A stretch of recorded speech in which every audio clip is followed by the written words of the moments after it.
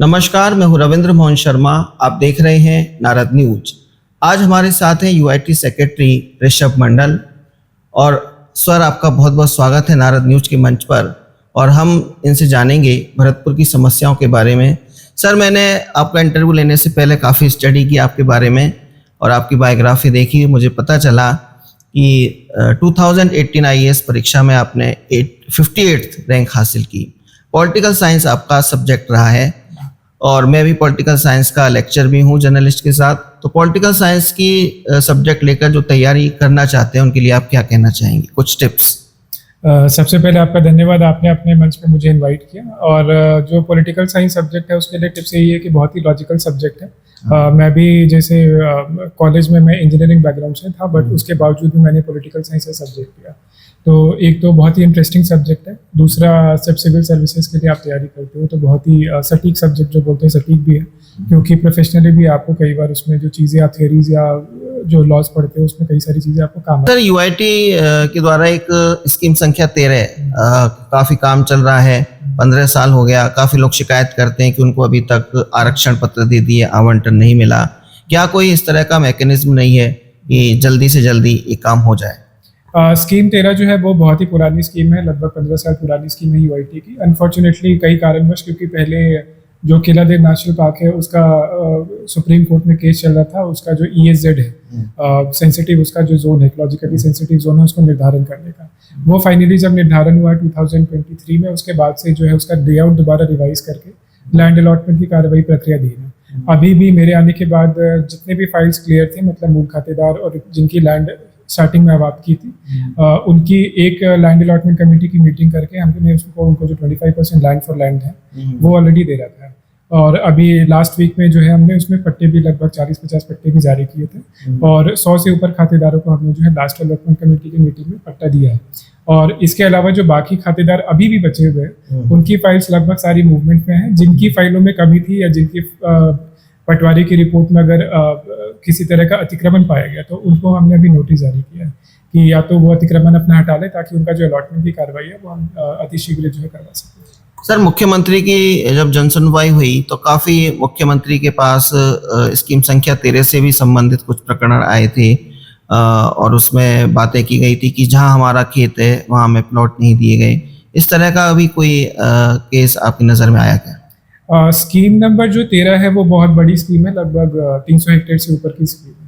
तो उसमें अलग अलग ब्लॉक्स है। अब कई बार ऐसा होता है कि 25% के हिसाब से किसी खातेदार का फॉर एग्जांपल 200 वर्ग मीटर का प्लॉट बैठ रहा है। अच्छा। तो कई बार होता है कि जिस पर्टिकुलर जो ब्लॉक है जहाँ पे उसका खसरा है, उसमें कोई भी मौजूद ही नहीं रहता। अच्छा। मतलब उस साइज का कोई प्लॉट अवेलेबल नहीं है। अच्छा। तो उसमें पॉलिसी यही कहती है कि अगर उसी खसरे में कोई प्लॉट उस साइज का अवेलेबल ना हो तो उसके नियरेस्ट खसरा जो है उसमें हम उसको अलॉट कर सकते हैं। तो एज पर जो पॉलिसी है, यूडीएच की पॉलिसी जो पहले थी उसको भी रिवाइज करके जुलाई अगस्त महीने में एक नई पॉलिसी भी आई है। तो उसी पॉलिसी के हिसाब से हमने पूरे अलॉटमेंट्स किए हैं। और कोशिश यही की है कि पूरी फेयर तरीके से काम हो, ताकि लोगों का कॉन्फिडेंस भी जो है अलॉटमेंट के प्रोसेस पे रहे। सर, यूआईटी के काफ़ी पार्क्स हैं यहाँ पर और यूआईटी की तरफ से पिछली बार ओपन जिम भी लगाए गए थे, लेकिन आज वो बदहाली का शिकार हो रहे हैं।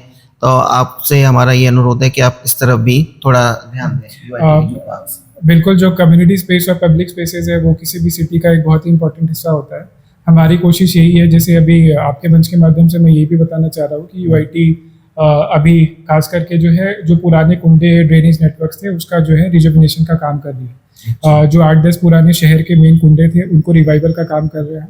उसके अलावा जो भरतपुर शहर में ड्रेनेज एक बहुत बड़ी समस्या है, तो आईटी खड़गपुर के माध्यम से जो मास्टर ड्रेनेज प्लान है वो बनवा रहे हैं, ताकि जो है आने वाले समय में उस साइंटिफिक स्टडी के बेसिस पे जिस भी ड्रेन की चौड़ाई जितनी होनी चाहिए, उसकी डेप्थ जितनी होनी चाहिए, ताकि कई बार होता है कि हम हेफाजत तरीके से बिना अच्छे प्लानिंग से ड्रेन्स बना देते हैं, वो बाद में काम नहीं करता। और आज के डेट में आप भरतपुर शहर में देखेंगे तो ये एक बहुत बड़ी समस्या है।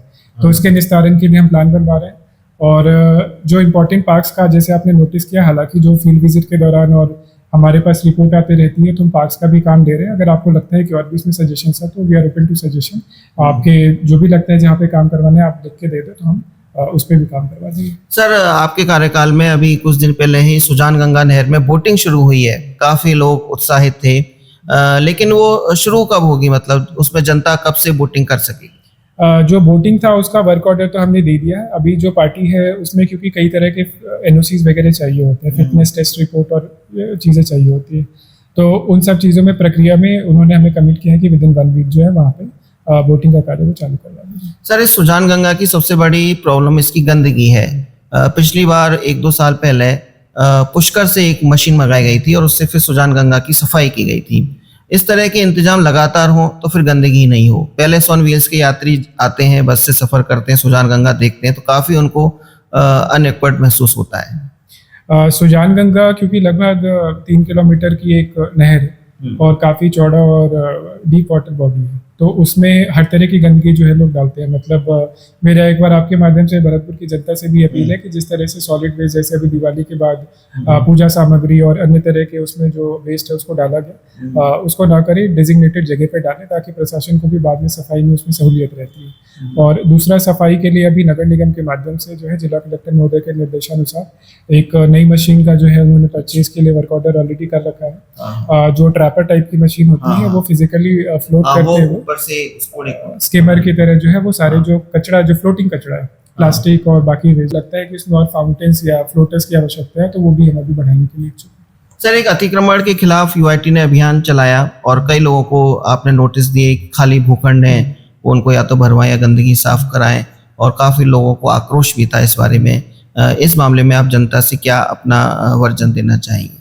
जो अतिक्रमण की जहाँ तक शिकायत है उसमें 2 तरह के इश्यूज हमने हैंडल किए। एक तो जो रेवेन्यू रिकॉर्ड के हिसाब से, फॉर एग्जांपल अगर कोई 40 या 50 फीट का रास्ता है तो ऐसा नहीं है कि जोनल प्लान या मास्टर प्लान के हिसाब से हम अभी कार्रवाई कर रहे हैं। हम केवल जो रेवेन्यू रिकॉर्ड में रास्ता दर्ज है ऑलरेडी, अच्छा। उस रास्ते पे अतिक्रमण को हटाने की कार्रवाई कर रहे हैं और उन्हीं को केवल हमने अभी नोटिस दिया है। और एक जो जनता में इन जनरल एक भ्रांति फैल गई थी कि हम जो बने हुए पक्के मकान है उनको भी तोड़ेंगे, तो ऐसी कोई कार्रवाई करने की फिलहाल कोई पक्के मकानों को तोड़ने की कोई कार्रवाई नहीं। पक्के मकान अगर वो प्योरली रेवेन्यू रिकॉर्ड के हिसाब से अच्छा। अतिक्रमण में तब अलग बात है, बट अगर जोनल प्लान के हिसाब से कोई सोच रहा है तो उस हिसाब से अभी तक यूआईटी पे अतिक्रमण की कार्रवाई करने का कोई प्लान नहीं। और दूसरी बात है जो खाली प्लॉट्स भूखंड में जो पानी जमने की समस्या थी, तो उसमें हमने नोटिसेस भी दिए थे कि आप खाली प्लॉट्स में जो है वो अपना भरत का काम करवा ले। उसमें काफ़ी लोगों ने भरत का काम करवा भी लिया था और वो क्योंकि पब्लिक न्यूसेंस में कैटेगरी में भी आता है, तो एसडीएम साहब के हमने कोर्ट में जाके एसडीएम कोर्ट में उसका दावा भी किया था, कई सारे नोटिस भी दिए थे उससे।